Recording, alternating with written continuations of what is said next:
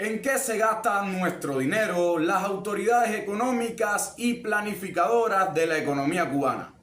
En este video vamos a abordar este tema, siempre utilizando estadísticas oficiales, porque de la misma estadística oficial se pueden sacar críticas fuertes y coherentes. Las autoridades cubanas y el gobierno cubano siempre hace referencia, cuando va a tratar el problema de la crisis económica cubana, a factores netamente externos, a los cuales se le arroga el peso mayor de la crisis que está sufriendo el país, una crisis de contracción económica que es superior al 1% anual. Es decir, la economía cubana se contrajo, según datos no oficiales, este 2024, en más de un 2% del PIB.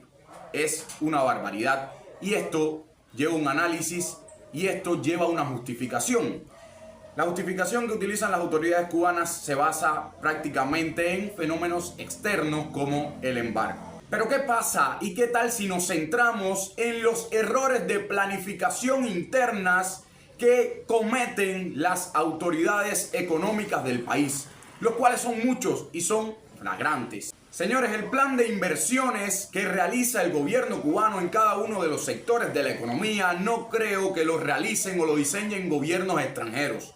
Y por este tiene que responder el gobierno cubano y las autoridades económicas del país. Y este es el que vamos a analizar. Me gustaría poder establecer la primera incoherencia discursiva, y es el supuesto plan que lleva impulsando el gobierno cubano de soberanía alimenticia. Soberanía alimenticia que se trata básicamente de potenciar la producción interna de alimentos para así poder establecer y hacer una conexión y un nexo con el plan de sustitución de importaciones que tiene el país. Pero ¿cómo encaja esto si revisamos el dato de que al cierre del año la inversión que corresponde al sector de la agricultura es de apenas un 2,8% del total de inversiones que realiza el país? Teniendo en cuenta estos datos, podemos decir que la agricultura es sin lugar a dudas uno de los sectores más descuidados por parte del gobierno.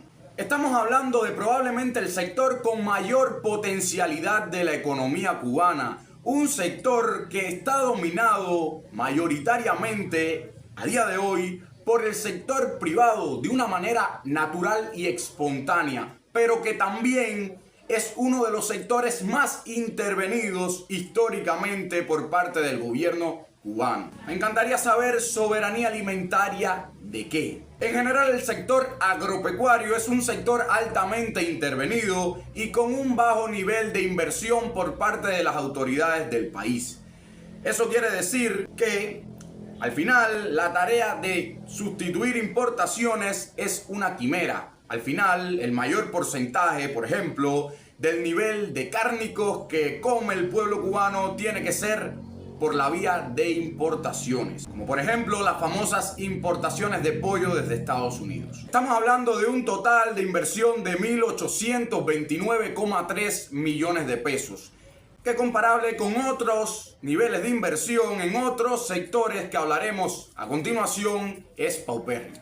Probablemente mirando la crisis energética por la que atraviesa el país, caemos en el razonamiento de pensar que nuestro dinero, el dinero que invierten las autoridades económicas del país, va dirigido a solucionar estos problemas. Pues bueno, los datos del total de inversión, el total en el suministro de electricidad, gas y agua, todos en conjunto, representó un peso de la inversión del 9,4 en 2020, del 7,2 en 2021, de 9,8 en 2022, del 10 y del 10,6% en 2023 y 2024.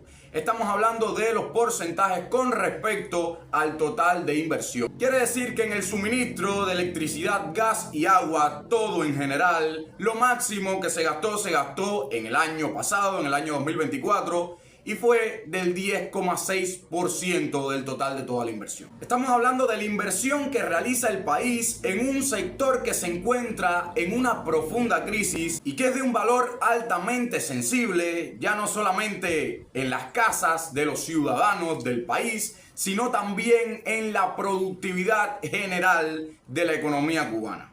Pero bueno, a lo mejor el 10% del total de la inversión a ustedes les parecerá mucho, pero ahora les voy a presentar las inversiones en cada uno de esos años en otro sector de la economía cubana, como es el sector articulado alrededor del turismo. Como estamos viendo, son inversiones que a lo largo de todos esos años han rondado entre el 40 y el 30% del total de la inversión, casi llegando en algunos años al 50% de las inversiones que realiza el país. Estamos hablando de un sector que hoy por hoy capta más del 30% de las inversiones totales. Estamos hablando de una cifra altísima si lo comparamos con el nivel de ocupación que tienen las infraestructuras turísticas cubanas, que no llega al 30% de ocupación, pues solamente representa el 24,2% del total de ocupación de infraestructura que tiene el país. Es un sector que desde 2017 en adelante ha venido en una franca caída